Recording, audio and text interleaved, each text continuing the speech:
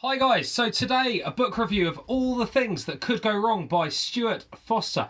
This was such a good book. I'd read Stewart Foster's book, The Bubble Boy, recently, and absolutely loved it. A book that really invests you in the main character and gets you thinking really deeply about some of the sort of troubles and issues that people are facing.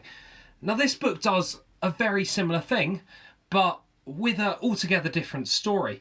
All the Things That Could Go Wrong focuses around the lives of two boys. You've got a boy called Alex who is absolutely crippled with OCD. He's terrified of germs. He does leave the house and goes to school, but the germs and his fear of germs and his paranoia about getting ill and sort of disasters absolutely shapes and dominates his life. He's being bullied at school by a boy called Dan who at first we grow to dislike immensely at school. Dan is part of a small sort of gang, if you like, at school with a girl and two other boys who essentially go around making life for Alex very miserable indeed. They're picking on him, they're physically and verbally bullying him, and they're making his life really unpleasant. For a good chunk of this book, we really dislike Dan. We don't see why he's behaving this way towards Alex, and we really don't know what he's thinking. But the book's written from two different perspectives, and as we see the book unfold, we realise that Dan himself is battling his own demons, and a lot of the bullying that he's doing is stuff that he regrets and that he's being kind of roped into because he feels that, he sort of feels a sense of belonging in this small gang with the friends that he's got. Dan's brother has been sent away to a sort of young offenders institute. Dan is really lost and struggling for sort of meaning in his life, if you like. By chance, or by a sort of meeting of the two mothers of Alex and Dan, they reluctantly are sort of put together to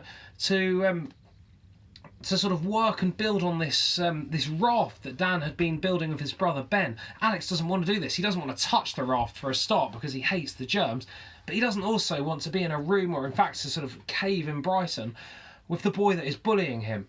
Dan also is terrified of sort of being seen with Alex. He doesn't want to be seen hanging around with someone that he sees as a bit of a loser.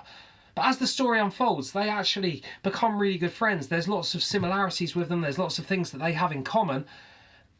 And as the story unfolds, the differences that they appear to have at the beginning and the sort of strained relationship they had at school very much merges. And we actually begin to see that Dan is perhaps a confused individual that actually has plenty of good in him that comes out throughout the story. It is an excellent book. It's a book that I spent about 3 or 4 days reading, sort of after work and a little bit in the mornings. It's a book I absolutely loved. And it's a book that got me thinking, if there are any issues with bullying or friendships at school, it would be so powerful to read. It would be so powerful for parents to let their children read, because I think it really does give you a perspective of just how nasty bullying and friendship issues can be, and just how much the person on the receiving end of it can really struggle. I think it's written in such a clever and sort of real way by Stewart Foster that it makes you think just how horrible, nasty and totally unnecessary this sort of bullying can be. I think it's an excellent book. It's one that I certainly would be recommending to my class and one that I'd love everyone else to read. All the Things That Could Go Wrong by Stewart Foster. Really good book. Thoroughly enjoyed it and I love his work. Thanks guys. As always, if you enjoyed it, please give it a thumbs up and hit subscribe. It'd be even better. Cheers. Have a good evening.